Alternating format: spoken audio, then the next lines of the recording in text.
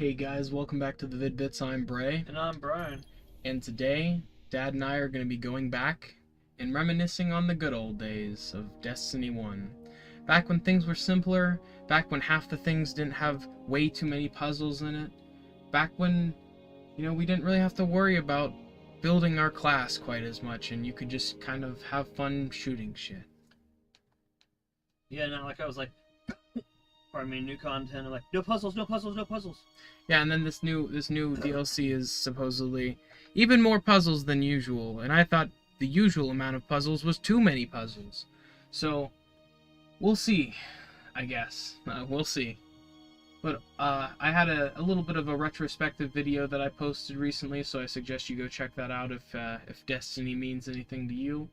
But personally, I have such a deep connection to Destiny because I started playing the series, or D1 rather, when I was 8 years old. When, like I said in that video, Pops introduced me via dinner conversation, and ever since then I was hooked. And like I said, from 8 to 16, I was super dedicated, for as dedicated of a fan as you really could be. So to come back to Destiny 1 after such a long time, I've put it off and put it off. My friends have asked me, hey Bray, do you want to play Destiny 1 just to reminisce? And for whatever reason, I just didn't feel like the time was quite right.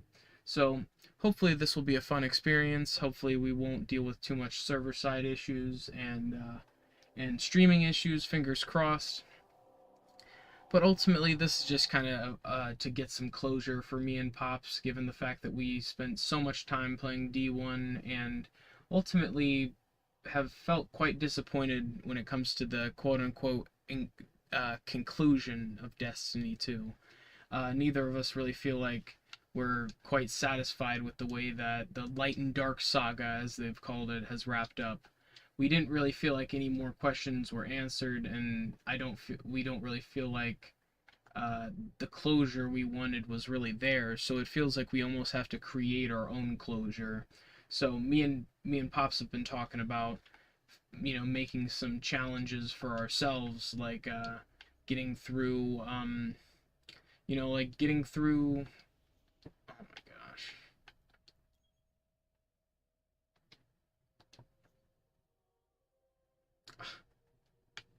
I literally just renewed this. What?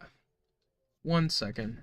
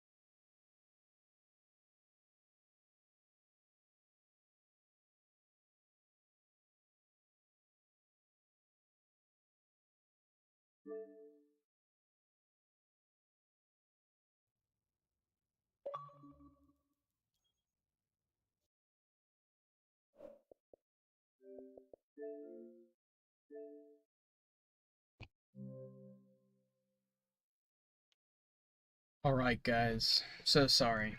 I I don't know why, but it was not registering the fact that I had Xbox Live. I don't know if it wasn't accepting the standard version of Game Pass as Xbox Live or what, but we've just been facing all of the trials and tribulations when it comes to starting this. Like, we really just want to reminisce on some OG Destiny, and we have had to jump through all kinds of hurdles and all kinds of hoops along the way.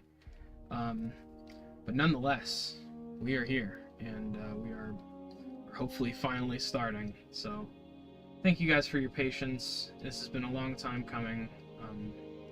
We're super excited to share this with you guys, so let's get into it.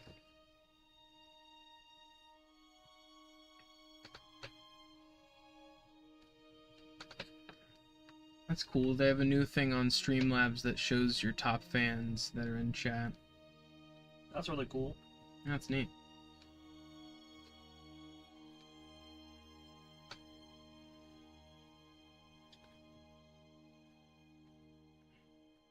Welcome, welcome everyone. So sorry about that.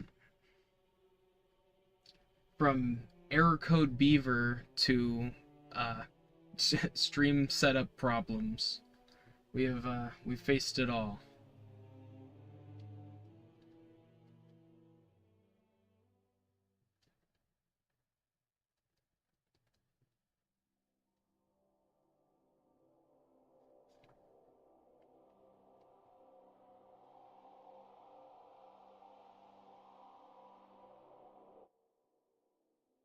Okay. Loading the game.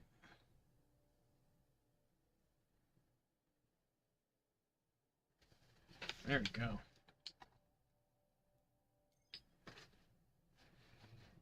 The moment of truth.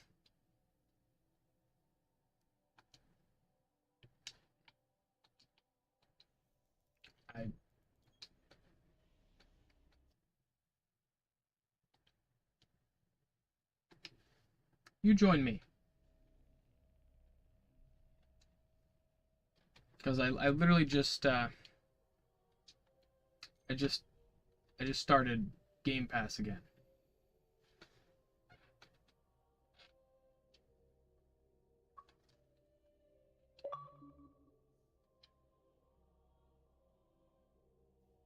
Oh, no, no, no, that's fine. Why? That's completely fine. Why? I might not have even had to have paid that money just now to get that to work, but the in-game joining was just not working, not cooperating. Okay. Can you promote me? Oh, like old times. I'd like to do a couple of specific strikes.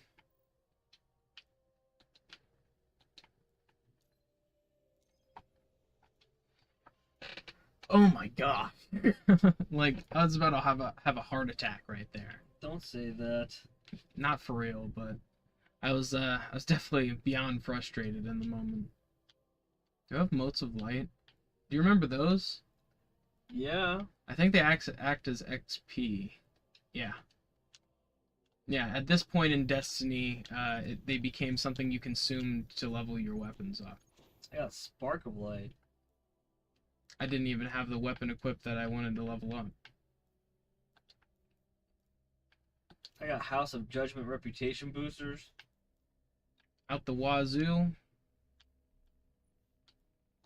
Ripping some Wormsinger rune. I got a Splicer key. High caliber rounds. Armor piercing rounds, that's the one I need. I'm currently a member of the Dead Orbit faction. Oh, how do you see that? Mission thing, I guess. The horns, the different horns you could have. Oh, I must have not downloaded the Taken King Collector's Edition because I can't do the circled glide dance. Oh my gosh. No circle glide dance for you, buddy. I feel like shaders were so much better in D1 when they applied it directly to all of your armor and you didn't have to think about it the same way you do now. You just have to put way too much effort into putting armor together now. What do you mean? It's infinitely customizable. But don't get me wrong, people have made some really cool stuff, but it's like at the same time, it gets a little exhausting after a while. Well, this mission.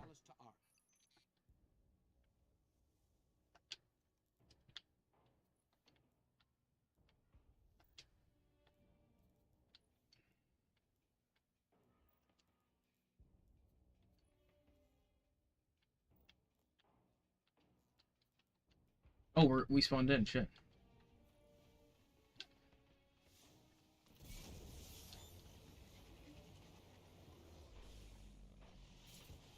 I remember my favorite thing to do when Destiny first came out was to take my time and fight all the enemies and make everybody mad. But they were like, you know, my whole thing was every enemy potentially was going to drop an engram, so... That's a fair point. Myself with droppage. Well, but eventually they did kind of change the drop rates to make it so low-level enemies stop dropping stuff because of the loot cave and stuff. And that's just like a whole different point of nostalgia. Like, I remember getting... I'm trying to think of what exotic... I got one exotic from the whole time I grinded it. Just go to the I think it was the Crest of Alpha Loopy. I think that was the exotic that I got from the loot cave, so... Definitely want to go to the Cosmodrome and run that loop that I used to run.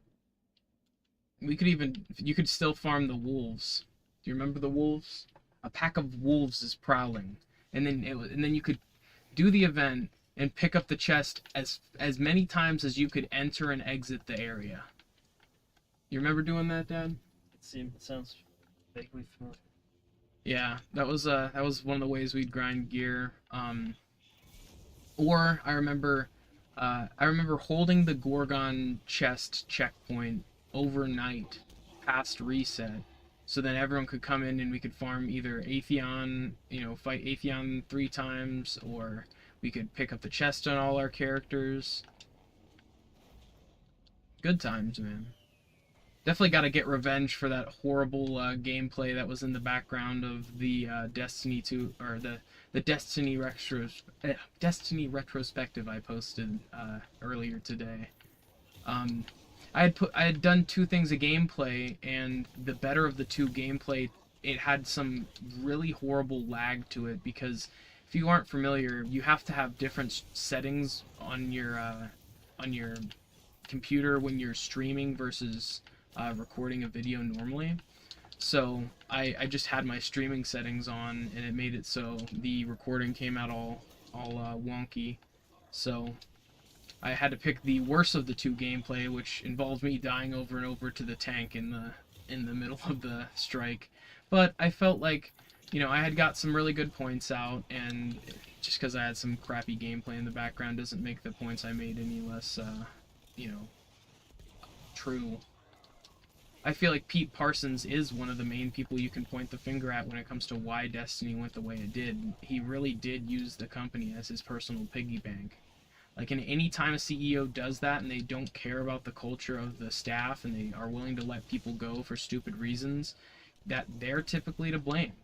I'd say that most of Borderlands' troubles can also be pinned on Randy Pitchford. I feel like it's a very, very clear and concise how you can blame him versus the widespread team. Like, it's not the team's fault that the CEO says and does stupid shit. You shouldn't be held accountable for what your boss does. That's true. That's very true. In any line of work, like, imagine your boss hit someone's car and they come to you and they're like, you know, so-and-so hit this person's car, and it's like, why is this my fault? Why is this my problem? Like, come to somebody else with this. But yeah, it just sucks that you can see over the span of Destiny 1 and 2, all of the original Halo developers eventually left. Like, over time, one after another, whether it be getting fired for a stupid reason as a budget cut, essentially. Like, don't fire legacy developers and you know, what's it called? Shit. Composers and shit like that to save money. Like, they've just made bad business deal after bad business deal with the wrong companies. Like, it just sucks that people thought that once they'd be free from Activision, things that would turn around, and they did for a small portion of time, and then until they didn't, until they then signed with Sony, which was an arguably worse company to sign your soul over to. And now their current situation with Sony being that if they mess up and have a bad period and don't make enough money, Sony just completely takes over their company. Like, so they're you know, and they're in such a pickle now, and it's just like, how do they bounce back from a situation like this? Like, I don't really know how you can, you know, you can right the wrongs that Bungie has done to the community and their own internal employees. Like, the workplace cultures, there was also multiple controversies when it comes to toxic workplace, you know. One of the lead guys from Taken King was someone who was being accused of really bad workplace behavior, and it's just like, it sucks that, you know, Bungie started as this, you know, safe space for kind of the alternative crowd, I guess you could call it, and it eventually became a place that was, you know, was not super safe, I guess, for some of the devs and some of the programmers. Like, you shouldn't feel like, you know, you should be subjected to inappropriate comments and shit from people you work with. That shouldn't be right ever. And, like, I think it's crazy that there are people who excuse behavior like that because of someone's fucking, you know... They don't want to lose their spot going up the ladder. Yep, that's true. Because of someone's, what's it called when you've been somewhere for a while? Tenure. Tenure, yeah. And, like, I can understand why, Nathan Fillion likely wanted to distance himself from the IP over time. He might have been the person even to call for his character to get killed off because of it. And since then, he has become a more and more accomplished actor. So it's just like, I can't hate that he wanted to move on to bigger and better things for his career. Yeah, now he looks like Uncle Fester from Addams Family trying to play Green Lantern? Yeah, he looks funny as hell as Green Lantern. What is that all about? Man, this stuff gives me the feels, though. And this is where I died over and over, Dad. For 20 minutes. Or not for 20 minutes, for like 10 minutes. I remember there used to be a thing where if you jumped up on uh, the ship that spawned on that Master Chief looking building there. And I remember people talking about how they thought that that building was supposed to specifically resemble Master Chief, especially from this angle here. Look, Dad. Yeah. Master Chief-esque for sure. Oh yeah. And I remember I was playing with my friend from elementary school. His name was Seamus, and I showed him this glitch where you could jump up on the ship that arrived next to this building and pull out your sparrow and go flying. Like you'd maintain all the momentum of the ship flying upwards. And then this spot here is pretty good, but I don't know if I can make it over there with a warlock. I was getting too cocky when I was playing this for the background gameplay of that little retrospective. And it felt good, though. It felt good to talk about something that I feel is very near and dear to my heart, because, you know, Destiny was there for a lot of my birthdays. Oh, I got it. You know, when I didn't have friends to go play with, I would play with my online friends for the newest content released of Destiny. 20 seconds. You know, whether that be Taken King, fuck. Well, I think I need to throw Icebreaker on for this section. I was running out of ammo quickly. Bits. But yeah, I was just like, you know, it was very integral to each and every, you know, year of my birthday. So it sucked that to know that the content was dwindling and it was falling off year after year. Was it liberating though for you to finally get to pick something else for your birthday? Well, eventually they shifted the content schedule to no longer be in September. Like, Forsaken came out on my birthday. I remember going out and getting some really spicy hot wings with you. Yeah. At an unnamed location due to its specificity to where we live. But they had some of the hottest local hot wings that were around, and there was like a unlimited boneless wing deal. So I was literally like, I ate all the unlimited wings I wanted to eat, and then at the very end I got two of their hottest ones. And it was just like, at the time, you know, hot wings and video games were just like my two favorite things. So it was just a perfect birthday. And then I came home, you know, had some quite spicy shits, and played the new Forsaken content where my favorite character got killed off. Like, for my birthday. Happy birthday! Literally, like, they killed my fucking favorite character on my birthday. Like, thanks, guys.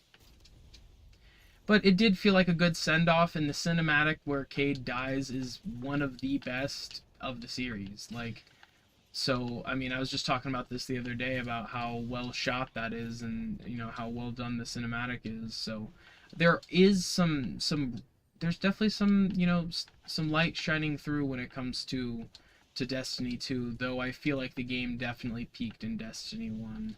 Yeah, it's pretty sad that, not sad really, it's pretty exciting that, like, that new game coming out based on the Big Les is going to be a better game than Destiny 2. I think this marathon game is going to tank, and I think it's unfortunately going to seal Bungie's fate. I think everyone knows it. It's already started off muddy with them stealing assets from an indie developer, from an indie artist. Like, that's just horrible. How can Bungie, a giant corporation at this point, obviously they started from much more humble beginnings, but like, how can someone, you know, or not someone, but a company that large steal assets from a small artist? Like, that's just insane to me.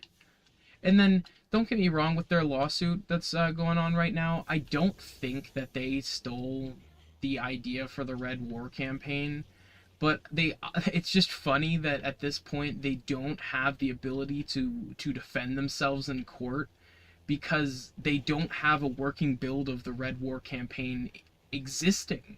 They themselves can't access that content. It's so removed. And it's just like, it's insane that we're at the point with games where even developers can have versions or, you know, iterations of their game that they can't even access the content. Crazy. You'd think there's some sort of initiative that's going on right now. about game preservation and Yeah, I think Stop Killing Games. This is one of those games that has a lot of weight when it comes to that movement, because you got to think Bungie has stirred up some of the most controversy when it comes to removing content that people paid for. yeah, true. So true. You gonna go out of the map with me? Yeah. I think I still remember the way. It's outside here, right? It's under. Damn it. It's outside of here, right? Yeah. If you can I can respawn here. But yeah, it's down. There's this little barrier, and then you jump over it, and then you're out of the map. You go this way. This is definitely Warlock was an interesting choice on my part for this out of the map platforming. Then you're here. Where's it at? That's not out here. And then you go up here. I can come back and bring you. It's crazy that I remember all this. I remember this. I thought it was just like you had to go underneath this ramp. Yep. And then now I'm in the boss room. I mean, you might as well just go in the normal way. I don't know if you have anything with armor-piercing rounds on it. No, I don't. I had a couple things that I had stashed away. Nice. Yeah, that stuff's in my PlayStation account. Yeah, that was one of the best changes that they ever made, in my opinion, was making it so you could do that. I have two different accounts here. I might need to transfer it. So here, let me go to here. Gotta have something here. I think the Defiance of Yasmin I got likely has armor piercing on it. Yasmin. It doesn't. Injection mold. This is not the hot swap and cocoon. This is a horrible Defiance of Yasmin that I got. Gotta have a primary somewhere. Let's try. Oh, am I gonna have to make space? Explosive rounds, field scout. No, I'm looking for armor piercing rounds. What about this?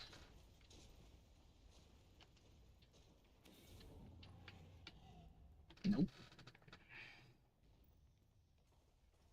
Just shuffling through weapons. Extended mag. I think pulse rifles were something that had armor piercing. You guys don't know, there's this wall that I'm behind here, and you can fire directly through it. But you have to have something with armor piercing on it. So I'm shuffling through all of my weapons that I haven't touched in 7+ years to see which one of them possibly has that perk on it.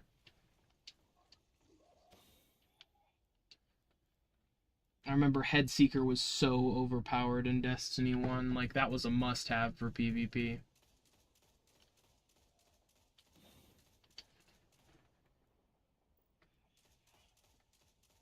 How about this Praedyth's Revenge? So wouldn't it more likely just, you don't have that sniper? Quick draw, damn. I thought that I have an LDR and it doesn't have armor piercing on it, of course. Which is the one that I always remembered having it. Yeah, me too. What about this little guy here?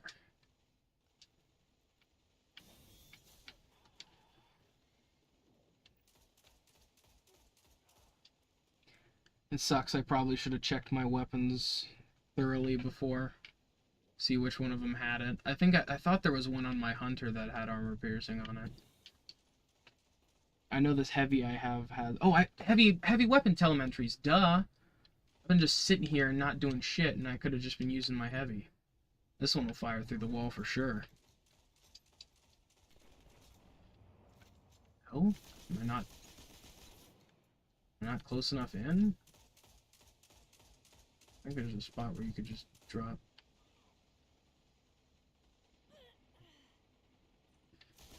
Did they patch it? No, it seems like my bullets are gone. Do I have... That's selected? Yeah. They must have patched it. Like, I'm certain that you used to be able to fire through walls with armor piercing rounds. It's not high. It's not high caliber. That's crazy, because you used to be able to shoot through phalanx shields as well. Oh, I'm gonna do some out of bounds backtracking. There's another little glitch I really loved in the Cosmodrome. There was a mission that you could start and you could farm thralls. Oh. And I've rezzed in the wall again.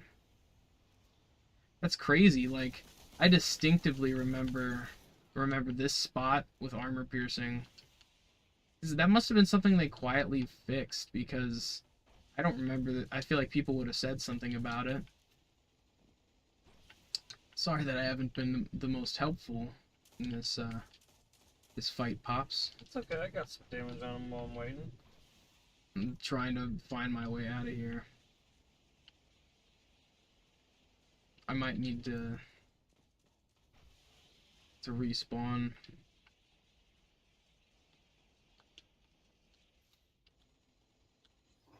Yeah, but real OGs remember that. The out of bounds glitch with armor piercing.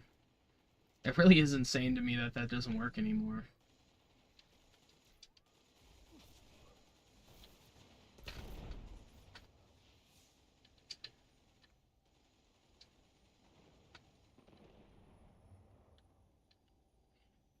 Like, I think that's what... Oh, Dad, get on the... Can you get on the thing? On the little lantern? Oh, okay, at least I spawned up here. I can actually get out from here. I used to get behind this wall back here. I used to get on the lamp things up top. Alright, let's backtrack and get out. Scions. Oh, these guys. Okay. Gotta go out this way and hit this little loading screen and load back into the map.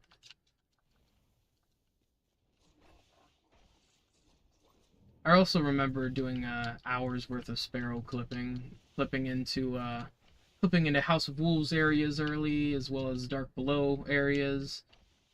You could even get into the whole fucking Wrath of the Machine shit early. It was just like, it was crazy how stuff was all there all along, and they just had to unlock it. It was like the beginning stages of what games are now, where literally all that they have to do is just enable it once you pay for it, and there's a little key activation. Like, damn. It's really what it's boiled down to at this point. I bet this jump will be hard as shit on the Warlock. Yeah, but for those who don't know what I'm talking about with that armor piercing glitch, it was so OP for Nightfalls to be able to go through the whole thing and not have to take any damage from anyone. The other thing is up here on these little lamps. Oh, there we go. Brings me back. But yeah, that part, sometimes you'll shoot up too far.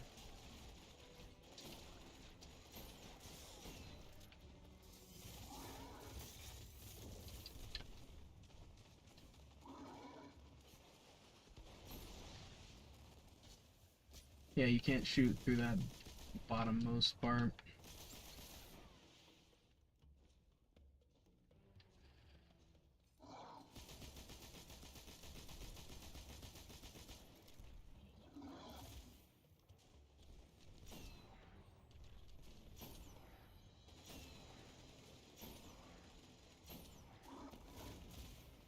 Oh, I got greedy. I got greedy. You never got up here, Dad? Yeah, I used to. Back in the day? Back in the day. Say, I usually just stay back on where he spawns on that upper right part behind the Or under the things. stairs. Yeah. In the corner under the stairs. Under the water. Under the water. Alright. How much longer until you're up? 3, 2, 1. Where's the boss? He's going up there. Oh.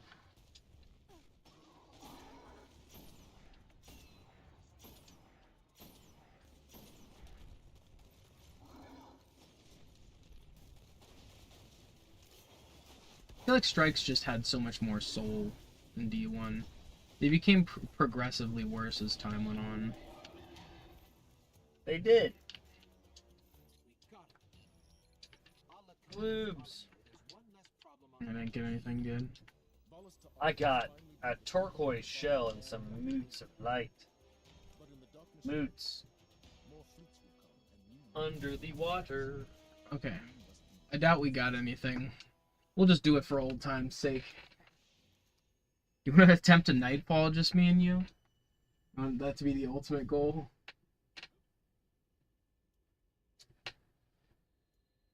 It's up to you, man.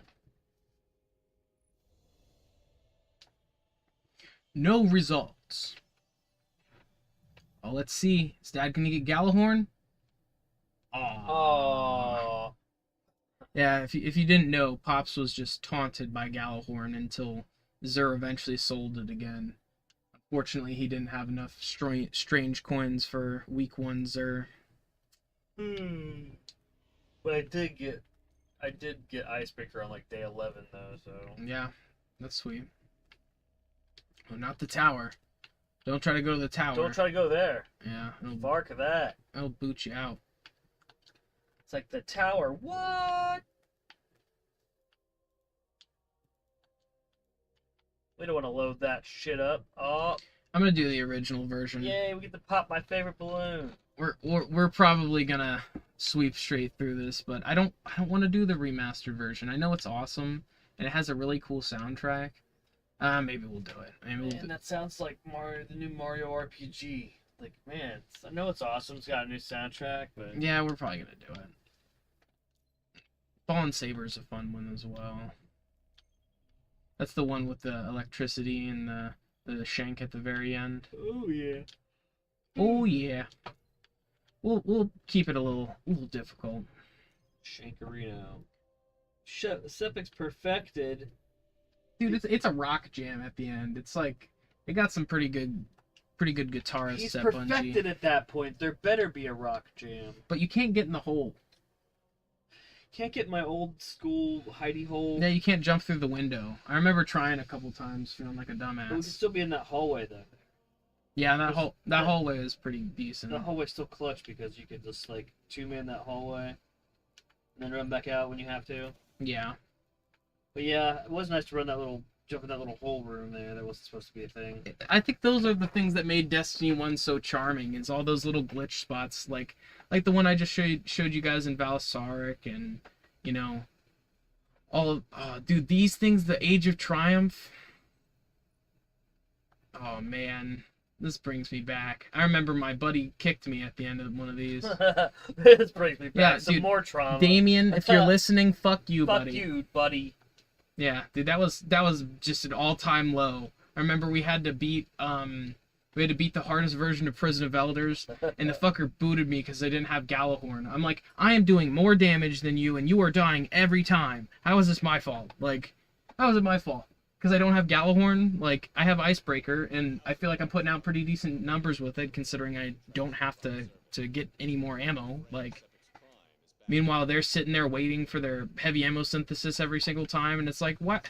You have the gall to kick me. Like, why would you do that? We're friends. Like, you're gonna go play with some random and get, like, you know, get it first try because they have the best stuff. Yep. That's how it was with Trials every time, is like, oh, sorry, Bray, you don't have a meta enough loadout to play with us. Yay, we're in. Running all the dregs over. Ah, that's pretty good. I remember Dad got his first legendary over here. Yeah. He killed a servitor, and Yeah. it popped right over here. Right over here, yeah. Yeah, that was another moment that hooked me, was watching him get his first drop and how excited he was for it. And then I remember my first drop was a legendary rocket launcher, and then the second drop was actually this zombie apocalypse. Not this particular one, but this gun. I remember both my legendaries were in the heavy slot, and I was mad because I couldn't use them at the same time.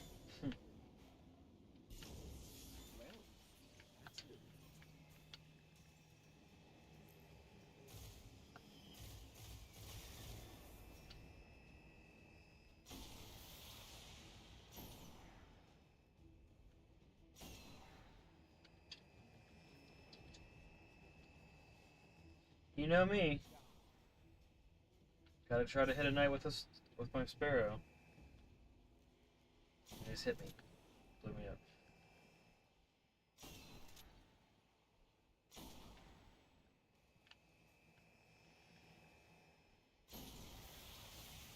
Thought you just had to destroy all those to get in here. Huh. Aw. I was pretty sure that if you destroyed all those, you could just run through that.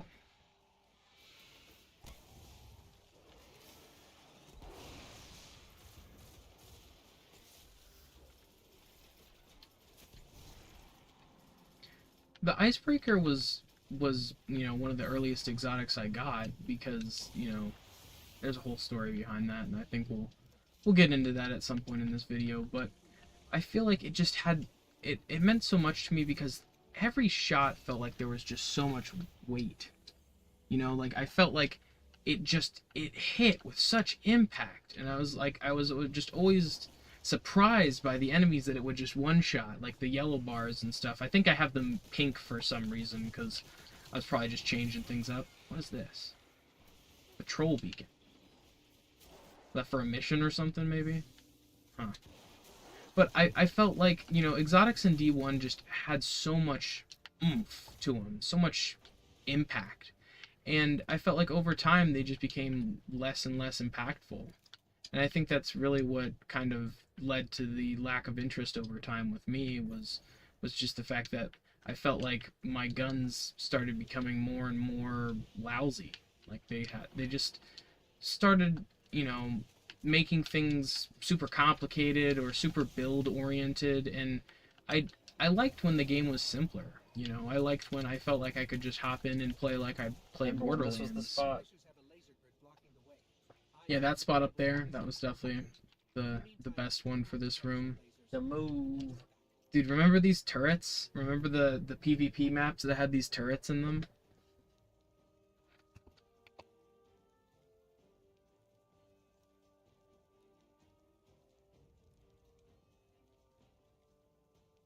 But yeah, man, these turrets, I remember the game mode that had them in it.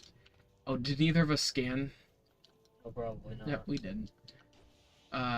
Or the mode that you could play with like the pikes and the interceptors and stuff. I'm trying to think of what that was called.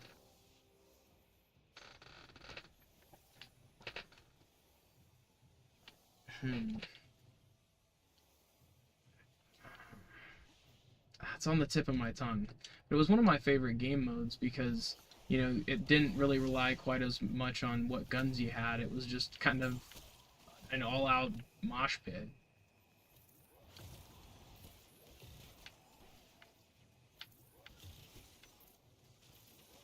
I can't believe they never brought Siva back. Like, and it felt like, if I remember correctly, it was almost like left open where Siva could come back at one point, and it just didn't. Which Siva is like the advanced technology that the Fallen use or whatever that helped them bring back Sepix Prime and a bunch of other notable Fallen. Tanix for the umpteenth time. I also remember, just having so much replayability with the different class-specific weapons that you could get. The fact that the guns I'm playing with right now, Susanoo and Talalok, are, exclusive to Warlock, and then Still Piercer and the Ace of Spades were exclusive to Hunter. The ones for Titan, Fabian Strategy, and I don't know what the legendary's called. It was a shotgun. They both kind of sucked, I'm going to be honest. But Ace of Spades obviously became a very iconic weapon for Destiny as a franchise.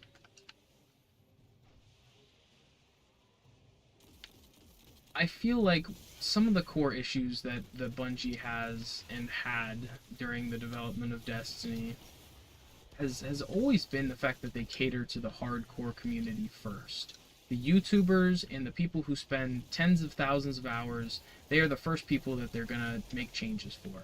So if a certain YouTuber thinks a certain weapon is too overpowered in PvP or PvE, it's gonna be the first thing that gets, tweaked or changed in the next update.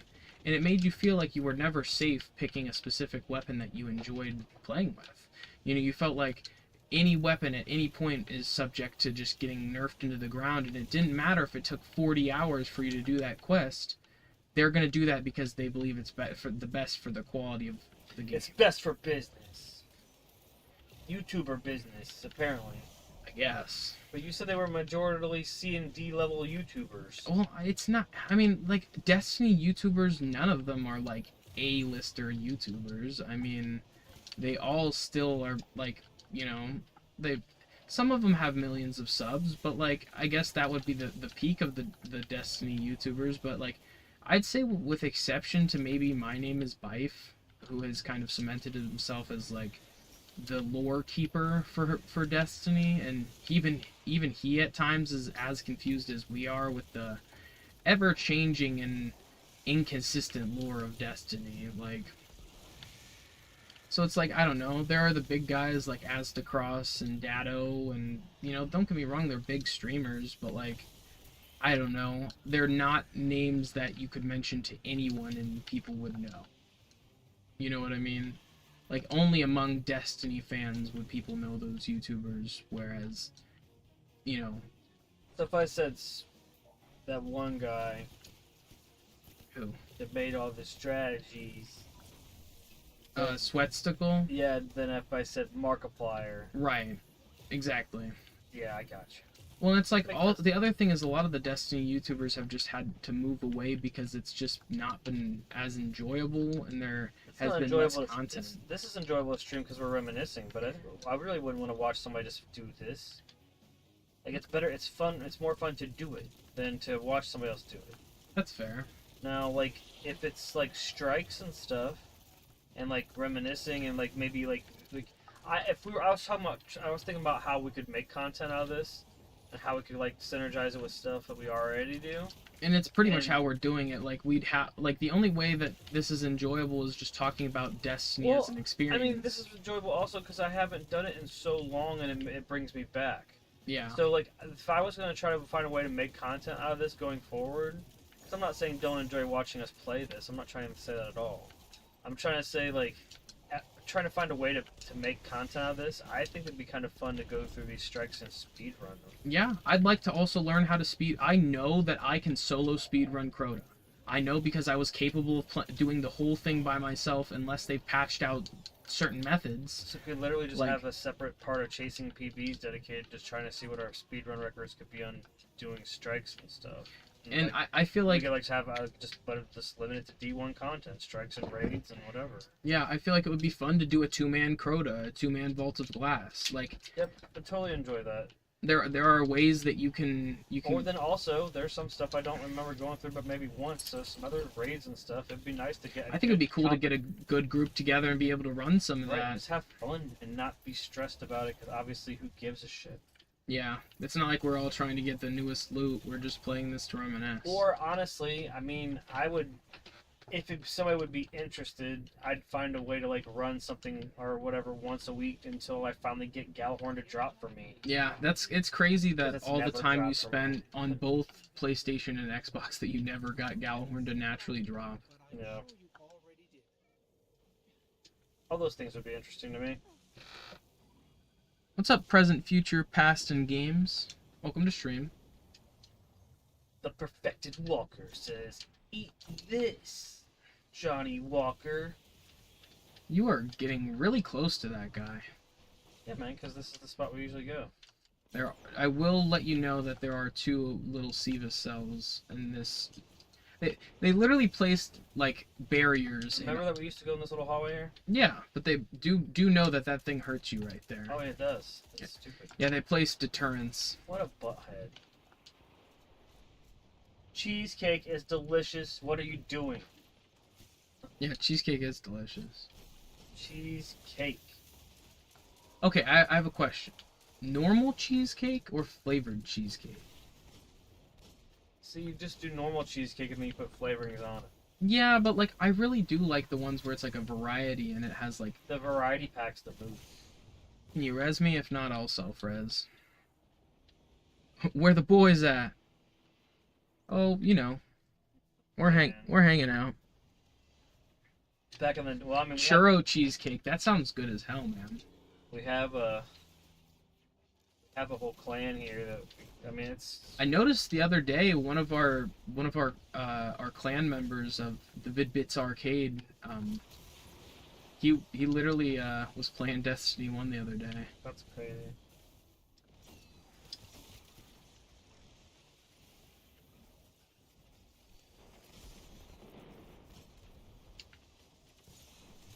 I just feel like exotics. Oh, where the boys at is in Dre, Manny, and Two Mops.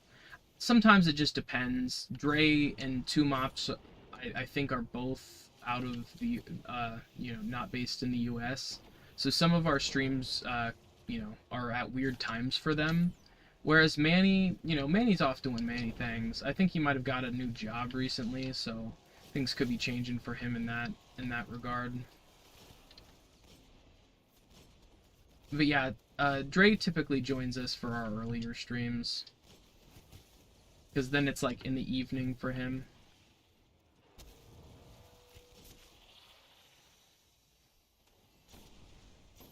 But I think it's about time that I tell you the story I was talking about earlier about how I got Icebreaker.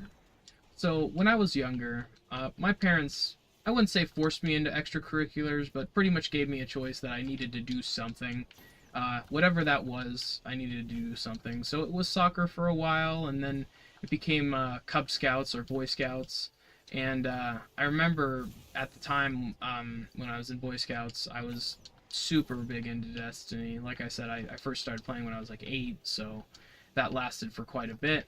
And I remember I had to go one day, and we weren't even doing anything fun like Pinewood Derby or anything like that. There's some lame stuff, and Dad's like, well, I'll run the Nightfall for you. And I'm like, what do you mean? He's like, well, I don't even think you told me. You didn't even tell me. I was just at Cub Scouts, and he brought me, and he soloed the Nightfall, bringing me through it with him. And at the end, Icebreaker dropped for me, and I came back, and it was just in my inventory. And I can't think of a more magical moment, man.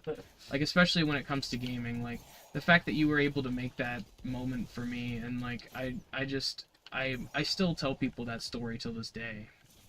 It was awesome for me just to be able to provide that for you, because who knows what I could have been for next to nothing. I was like, I'll just get this out of the way for him. Yeah, it was like I said, magical. Yeah, Dre's European.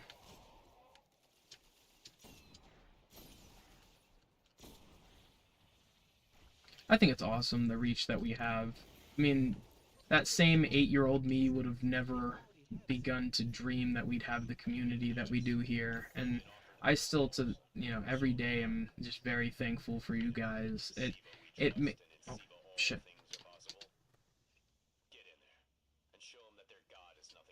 Sorry. It makes getting out of bed so much easier every morning, knowing that there's a group of people who want to see what me and Dad are up to. And to be able to share some of our best moments with you guys, it's an indescribable feeling. And I hope that each and every one of you find some way where you can express that creative feeling in your everyday life, because it's something that you've got to figure out, and you got to do, because it just makes you feel so very fulfilled at the end of the night. Yep. That's what it's all about, is going to bed easy.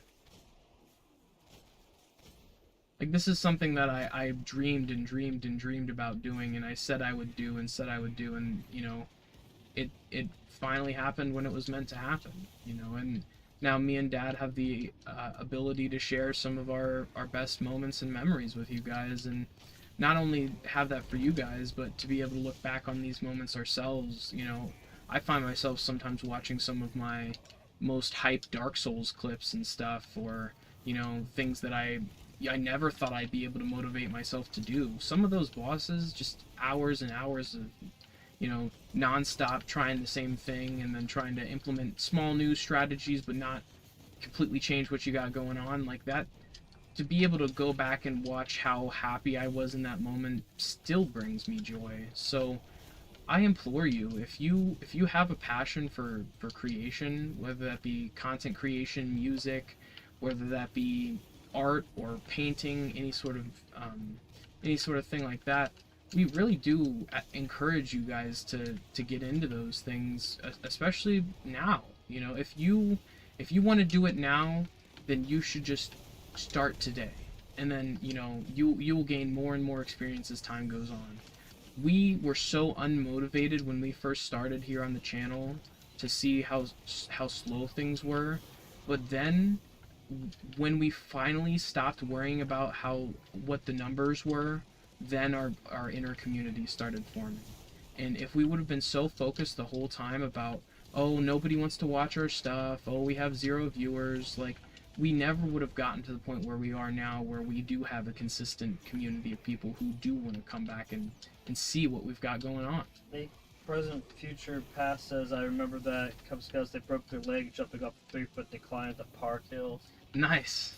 They also said that they got hooked because of Spooktober, man. You got hooked because of Spooktober? That's awesome, man. That's really great to hear. We love hearing that. Well, because I don't think I've heard that yet. Nope. I don't think I've heard anyone say that their introduction to the Vid-Bits was Spooktober. And me and Dad love Spooktober. And I'm even more excited this year because I felt like last year we didn't really, you know, live up to the year previously. So, you know, we've got quite a bit of awesome stuff planned for Spooktober. I already have a handful of games written down in my notes.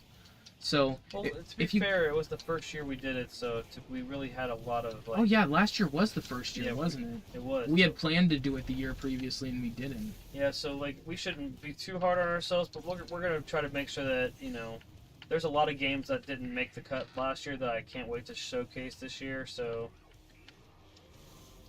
I'd like to beat a couple games this year, even if it's, like, you know... At least one of the good Resident Evil games. Yeah, I agree. I'd like to do that for Spooktober if possible. Where's he at? I switched over to Black Spindle for a little bit of extra DPS. Center. You got a tether yet? I used it earlier. The damage on this thing is crazy sauce.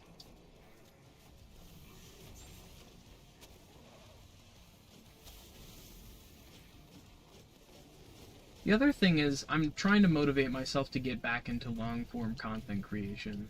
You know, some of our best content and even our most popular video is a regular YouTube video rather than a live stream. And I love the accessibility and ease of use, I guess, for a live stream. Like, when the second you feel motivated, you can press that live button and get things going. Whereas there's just a lot of preparation and steps that go into making a long form video. Hey Dad, it's me, Bray. Can you take the trash out? It says cheese pie. There's no such thing as cheesecake. No, yeah, cheese pie. Wavy for the future. I don't know if I'd eat something called cheese pie. Yeah, I don't think I'd eat spaghetti and cheese. It's just like spaghetti, but like like mac and cheese, but spaghetti instead. I would probably eat bow ties and cheese. Yeah, maybe. Oh, I don't really like normal mac and cheese that much. I like a mac and cheese that is more on the Alfredo side, if anything. Like what they consider like what do you call an adult mac and cheese?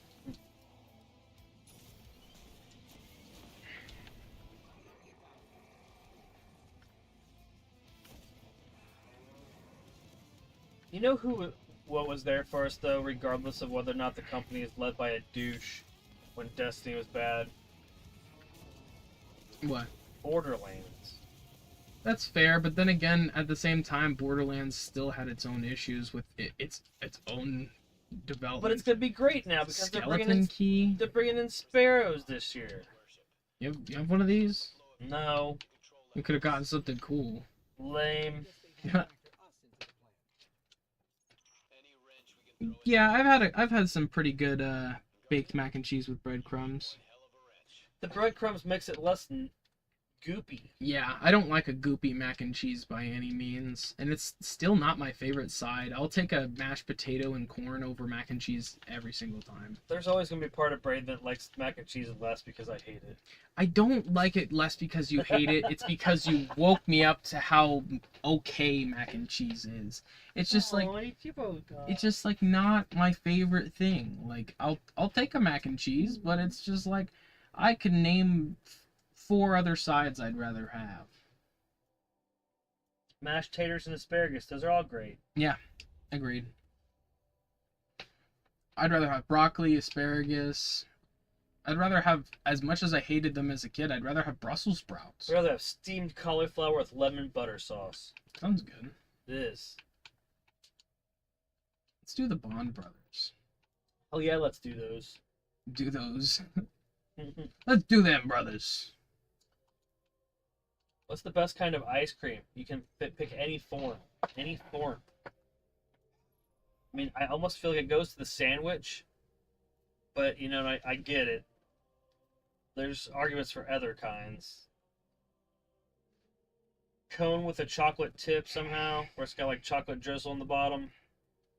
So that's nondescript. It doesn't have to be that name brand that's not really ice cream. I think I'd almost rather have a dulce de leche than an ice cream. What is that, like a freaking hoity-toity bougie ice cream? Like a French something? It's French something. It's a caramel flavored ice cream. Hey Dad, it's me, Bray. Can you take out the trash? Says I'm a baked potato and caramelized onions and mushrooms. Oh, that sounds man, fucking you bomb. suck, dude. That sounds delicious right now. That does sound delicious. With some steak tips in it? Yeah. Right, Chiefo? Some steak tips? He's just looking up like, why are you taunting me with this? Alright, go eat you some dinner. Have you some Funyun stuffed filet Mozzarella. mignon. Why don't you have some Funyun crusted mozzarella sticks? Funyun crusted mozzarella sticks and a goose liver pate. Ugh. Funny story for you. Remember that Centurion Oryx took right after you I got 0 experience points. I'm not happy about it. You can use moats to level up your armor if you need to get or your weapons to get perks. I was talking about in the Facebook chat. In the YouTube Facebook chat? In the YouTube chat. Oh yeah, guys, we're streaming to Facebook Live. Goose liver sucks. Says, hey Dad, it's me, Bray. Can you take out the trash? I do like the duck eggs though. Duck eggs. I don't know. I've had duck ramen that was really good. Duck, yeah, you have. I'm not a big duck fan, but There's that game where you hit people in the head. Who made that up? What happens when you accidentally give one of your classmates epilepsy? Duck, duck, duck. Smack you in the back of the head. I hate you. Why do you think they crashed their ship into the Probably gonna find out that that game has racial undertones too.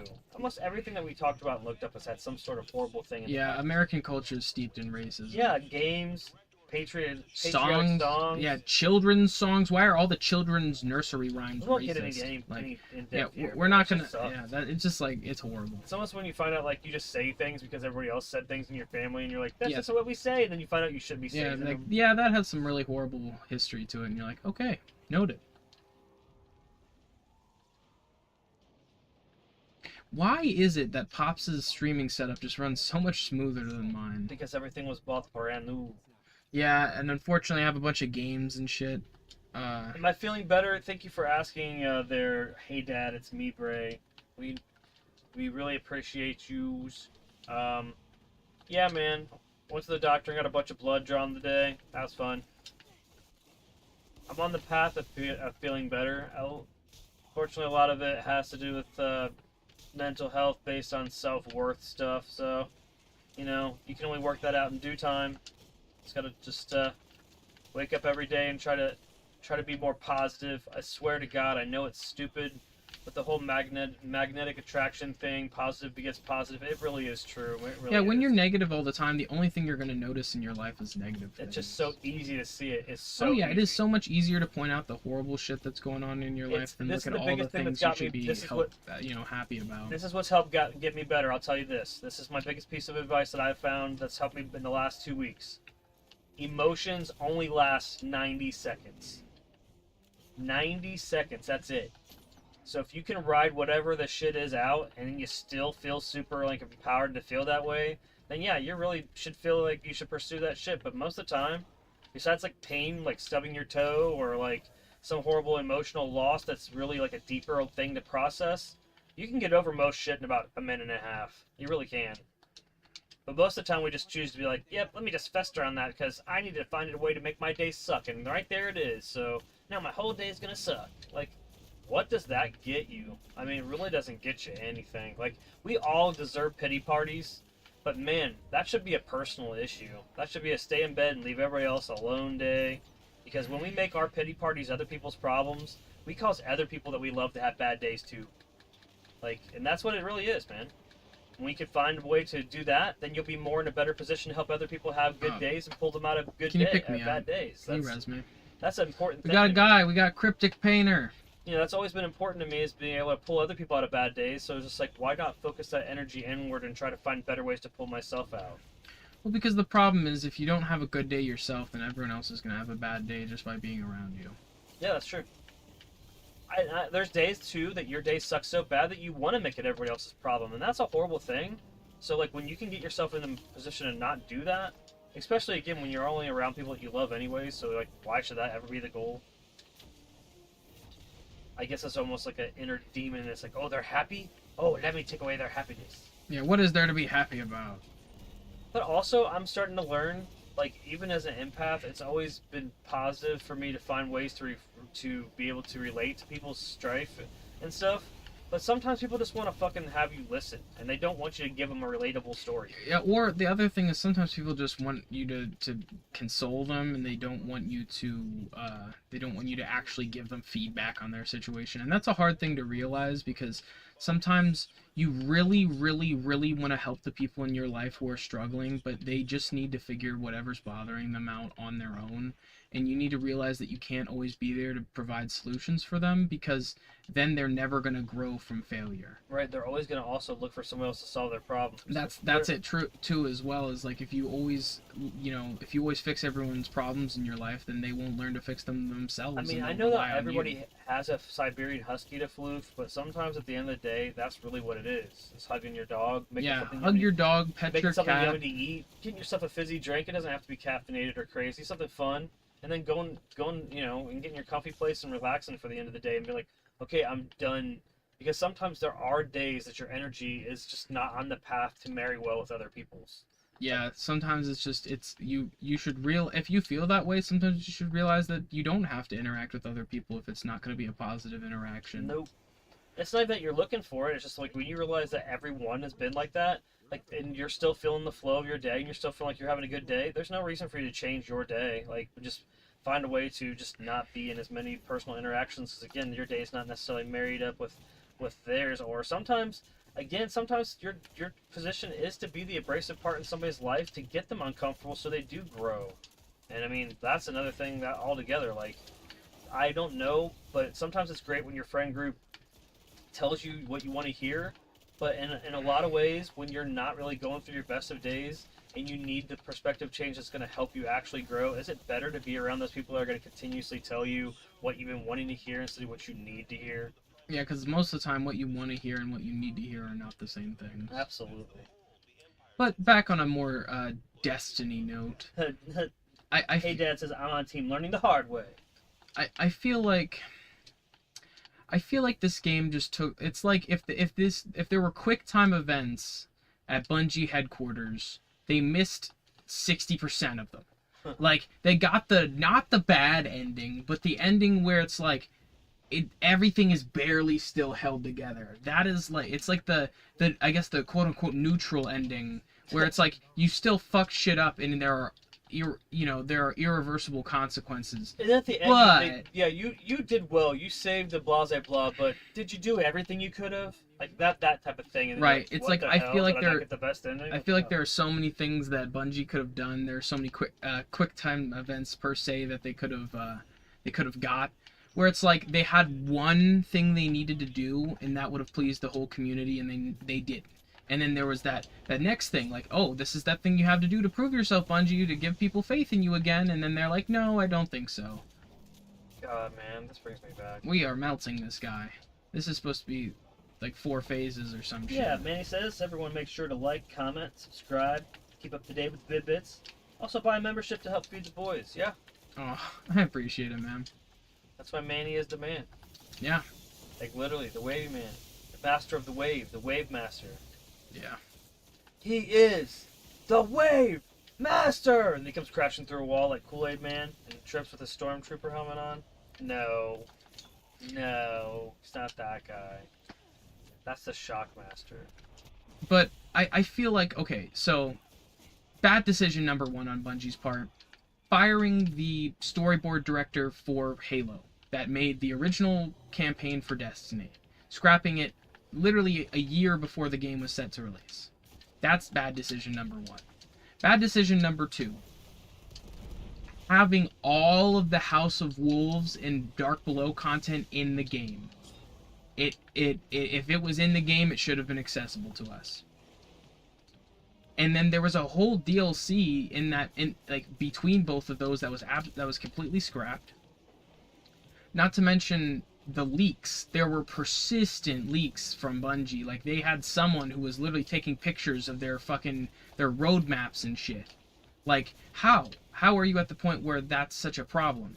Not to mention the crunch. The fucking horrible crunch that Bungie workers had to face. Pumping expansions out in as little as 3 months development time sometimes. And it is just shown and reflected in their work. Like, you can see when they are stressed, and when there's nothing to do, you can see why when you look at the executive decisions behind the scenes. And as a kid, I never understood that. And Destiny, as well as Bungie, slowly got a worse rap over time. And I was just confused because, this was the game that I had spent so much time in. A lot of my friends used to really love it, and then they grew to hate it. And I always wondered why. And it was like a lot of them possibly were more in the know when it came to the things that were happening behind the scenes. And I think ultimately what made me depart from the series when it came to, regularly supporting it was just all of the firings, all of the people who they let go or were going to cut their salary to the point where they couldn't live anymore. I just learning all the stories of devs who had to take second jobs. What the fuck? You should not have to take a second job. Not when you're working on what's supposedly one of the... Manny wants 3 seconds. You have not stopped talking for a minute and a half. He wants 3 seconds of your time. Okay, Manny. What's your...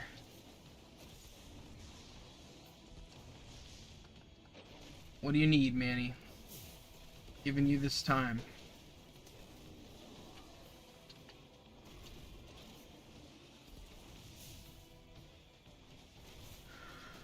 Woo! Oh, Congratulations, wow. Manny, for being the first person to be a member for a whole year. That's awesome, Manny.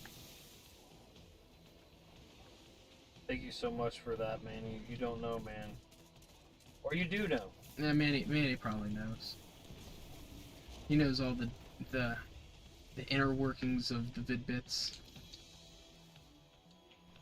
So many thanks to you, Manny. Completely unnecessary, but very thoughtful of you, Manny. Yeah. Much appreciated, my friend. Nice. We knocked that strike out, no problem.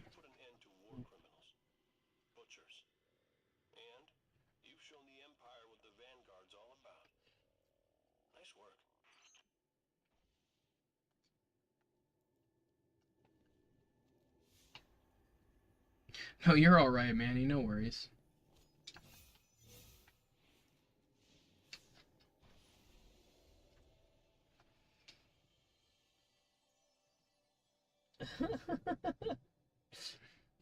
Gallahorn. Nothing. Read the lore and story on this website. Now, going back to what you were saying, though, Bray, like, really, like, if you're new to the channel, me and Braden are so empathetic. It's like one of our core traits, and to have that in the lingering background for a company that, you know, is supposedly a splinter of another company that's trying to show the core values of why they left another studio, and then to watch these people constantly get thrown around the way that they do. Like, I get that there's a big PR machine that drives a game. They're not the devs. I get there's a bunch of people that want the game to succeed besides the devs. I get a company publishes a game besides the devs. And all those people have a lot of stuff that go in the space, and a lot of like noise they have to make, a lot of hype they have to make, a lot of PR, a lot of promises and all that shit. But at the end of the day, regardless of whether or not they succeed and fail, bad if they fail, but if they succeed, then they don't seem to have a problem with that. But when they fail, they still have no problem blaming the core people, the people that make the game, the people that spend the time creating the IP that all these people can throw all these projected numbers around, all these things that should be happening with it or could happen with it. Like, I don't know if I mentioned this in my little retrospective or / rant, but Bungie had to get a 90% on Metacritic for Destiny to get a $2 something million bonus. And if they didn't, they were losing their asses essentially. And they didn't get that bonus because the game only received a 77% due to the same executive decisions that led to, you know, that they were making in order to hopefully get a better score. How is completely reshopping the whole story last minute, how is that a better call? I don't understand how that was the smart How'd decision. that work out for Assassin's Creed Shadows? Like, it still isn't really giving, like, it still had some shit that was making it broken. Like, you shouldn't be able to crouch right in front of an enemy and not be seen, like, out in the daylight, in the middle of the street. Like, there's, you know what I mean? Like, 12 waves for many. One of us, 5 of us. You remember this 12 one, Dad? of us. That's a Sparrowable No. that I do remember. Oh, dude, I get to shoot some hemoglobins. Dude, it's the one at the end where you can sit at the top. Oh! The original cheese. Let me get my icebreaker out for that. Man, there was nothing more satisfying than shattering these toys with the icebreaker. I remember this was the first Nightfall that I ever soloed was this one, because it's the easiest. You just get icebreaker and you sit at the end and just shoot all of your shots, wait until more come and fill its place, and rinse and repeat. It's just it was super satisfying. You just had to be super patient. But I think the other thing, this is something I didn't even mention in the retrospective, but I also believe that time limits on Nightfall strikes and other activities was a horrible idea. Yeah. The whole point, I felt like, in D1 was if you took enough time, you could do those more difficult activities because they give you cool exotics that make it possible. But like, by them making it so you could not solo things unless you fully optimize things, it was just like it got too much. It felt like it was no longer, you know, attainable for the solo player who doesn't have a big group of friends or a clan that they can rely on to get together with to do activities. Like, it's disappointing really to see how they pushed farther and farther away from the casual player, making it less and less accessible. And like you were mentioning earlier, the FOMO. Who wants to be made to feel like if they didn't play one specific week out of the month, then they're fucked for so many weeks going forward until that random thing that is super meta is offered again. Like, it was one of the worst things in Destiny 1 was the FOMO. Like, being made to feel like you missed out sucks.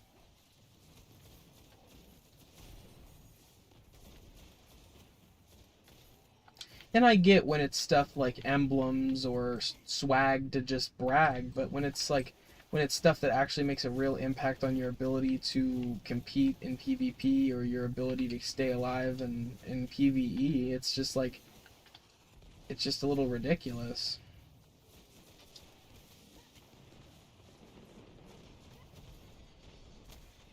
Oh, dude, Titanfall is one of the best games that I haven't beaten. I definitely would like to go through the story and maybe play some online as well sometime. I had quite a bit of fun in Titanfall. I felt like, unfortunately, uh, the community is just so competitive. Like, people are so damn good at that game. Plus, it opens a lot of doors. Upper levels clear. I feel like Destiny was really just the project with infinite potential where the people making it made the most bad decisions possible. Like, they maxed out the Red Dead Redemption 2 bad guy meter. Like,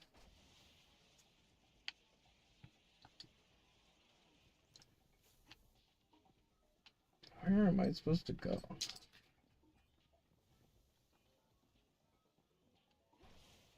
Oh yeah, gotta go upstairs.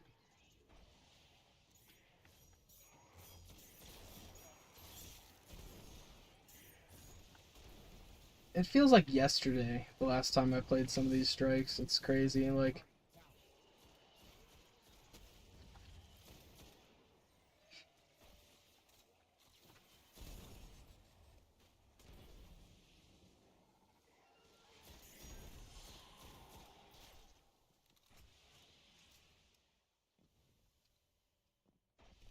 the infamous bad warlock jump.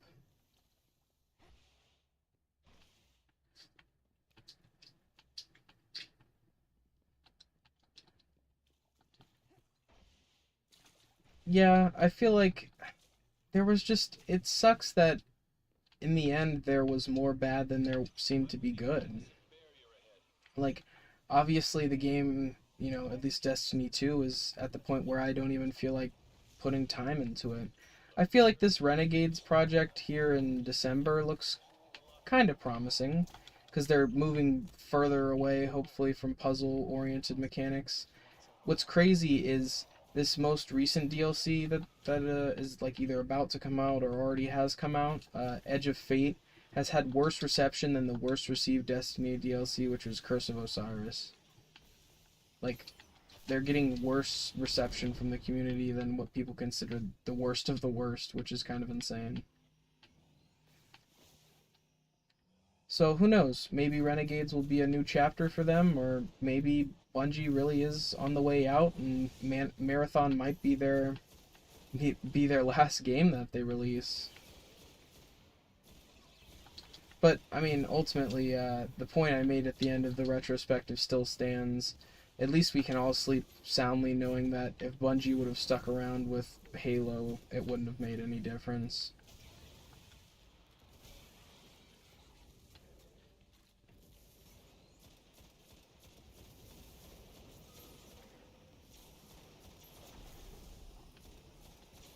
Because some of the best things that exist in Halo exist in this game as well.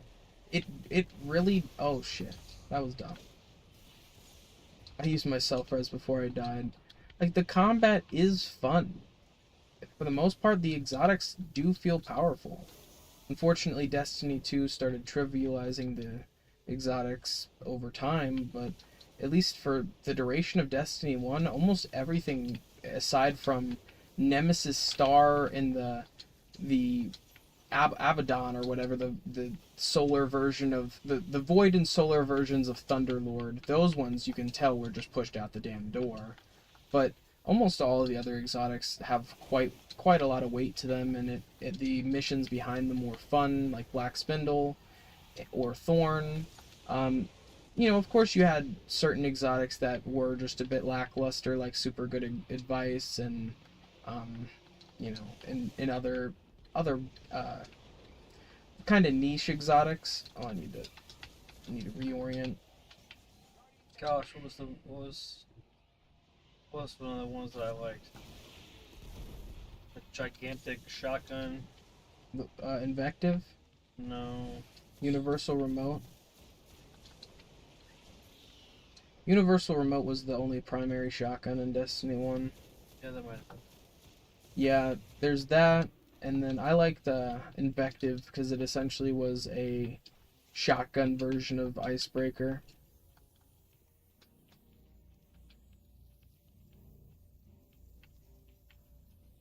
Well, Manny, isn't Apex essentially like the spiritual successor to Titanfall? It doesn't really feel quite the same, but I mean, it's made by the same people. Barrier would have taken considerable resources to power. I think they're scared. Validate that fear, Guardian.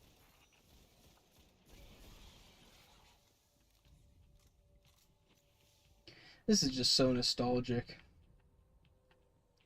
It brings me back, man.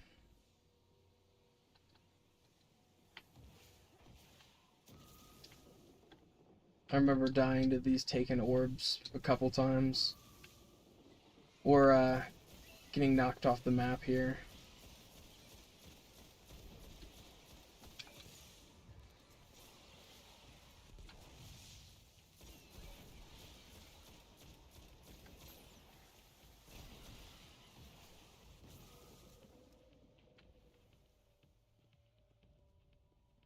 And then the fact that all that they put here was a Minotaur.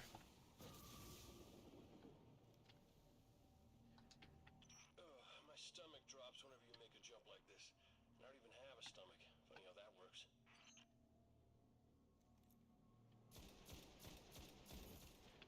We used to get up there. And I think they sealed it off eventually. Talk about this stuff over Yeah, here. inside that top of that loop thing. Yeah, I think they... Oh, they did. But I also, if I remember correctly, the Taken King version of this requires at least one person to jump down, so I would stay up there. Unless it forces you to come down. Oh, it does. It does. Yeah, I forgot. They eventually make it so you can't cheese it that We way. would just kill the Minotaur. Oh yeah, we'd literally just sit up there, they'd spawn a Minotaur, it would give us ammo, like, be a continuous source of ammo for us. And now we get killed a bunch.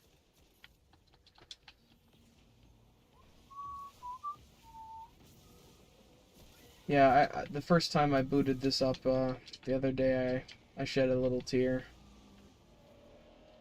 It's just, I mean, it really was there for some of the most formative years of my life. Yeah, man.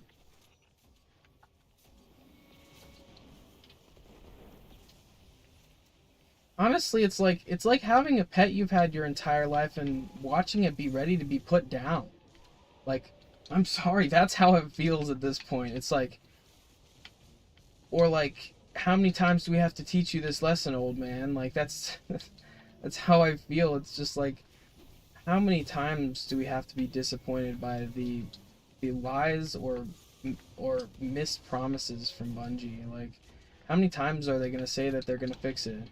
They can't fix it. They can't bring it back to something that it hasn't been forever. Yeah, it would take so much, and it's obvious that's why players are coming back and playing Destiny 1, is because it's almost like fresh content at this point now, because it's been so long. But you're right, it's simple. Like, I'm sure we could even hop into Crucible and have fun, like, if we could find games, that is.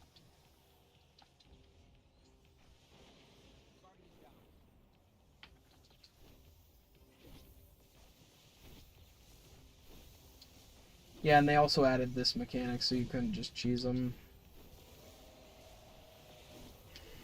Nacho cheese 'em.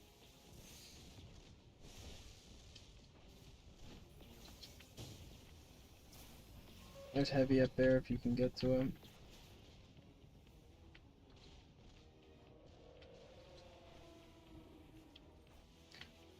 Like, don't get me wrong, there was definitely necessary movement changes and improvements with Destiny 2, like vaulting. Like, I'm definitely missing that here. But I don't know. It still feels like the more solid experience in comparison.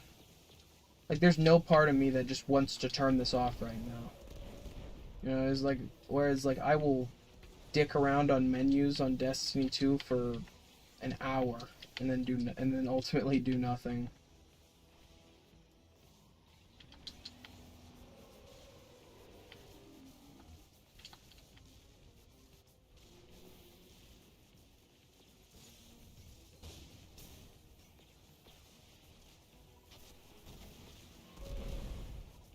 I'm stuck. Warlock jump, no! Stay safe, Dad. Do you have to say that? Ouch. Aw, you almost had it. Stayed so safe. Well.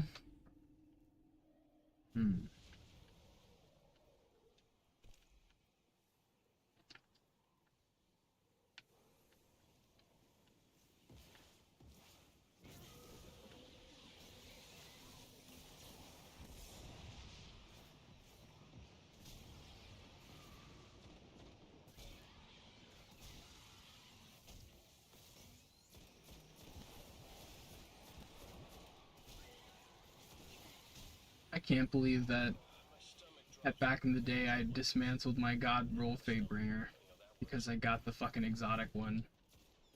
What the hell was wrong with me? Like, I had so much loot that just like so many awesome legendaries that I spent so much time to get, and I was just like, I must have just been that desperate to keep up with the power, like the power crawl, where everyone else was like, oh, you're only 399, you gotta be 400.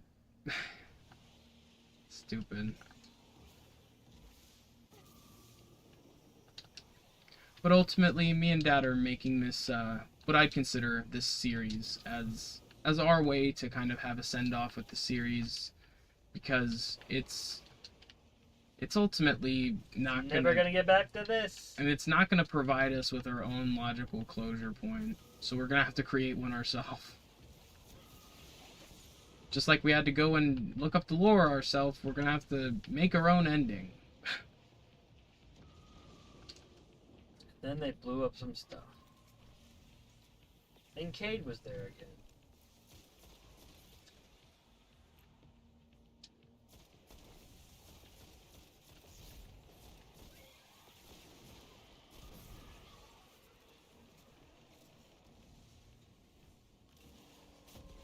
Looks like the Taken got to the Nexus mine first. Doesn't change the plan.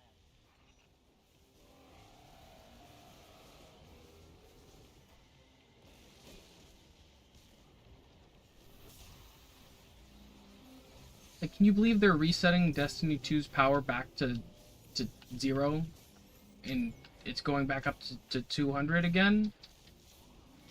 Or 400? I'm not sure. Like, that's unbelievable to me that they're changing the power structure again. Feels like they've done this like 6 times now almost. They have to keep recalibrating their game. But they have to just keep making it so there's artificial grind over and over and over again, because there's, other than increasing a number, there's nothing else to do. Nothing gets a player base healthy again than to make it so they all have to grind to get to something first. I mean, I get the concept, it just hasn't worked in the past, so why is it magically gonna work now? It's not gonna, but it's gonna be an option. I feel like playing this is a better option.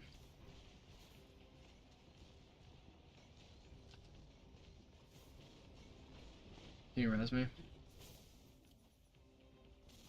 I have self-revive if not. Self-res! I mean, for Crucible's sake, I totally understand the exclusion of self-res in Destiny 2. It kind of did make a Crucible game annoying, especially if it was an elimination style mode where you thought you killed everyone and then someone rezzed all at the very end. Like,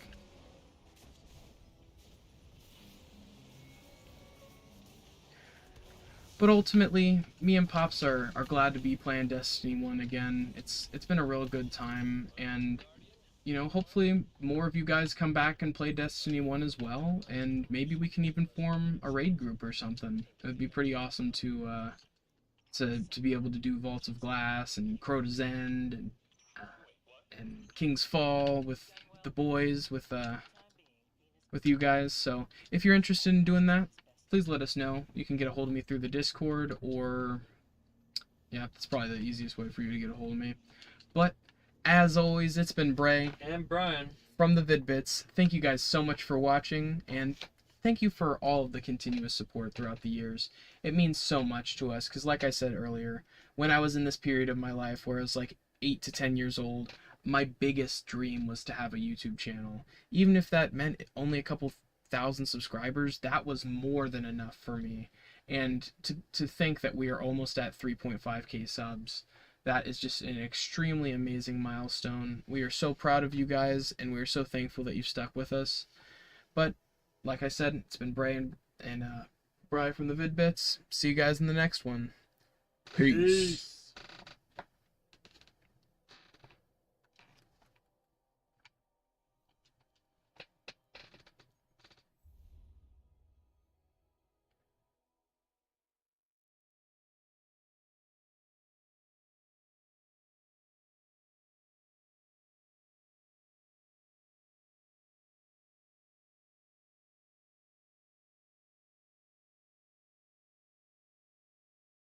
Be sure to go check out my retrospective I made the other day if you're interested in all things Destiny.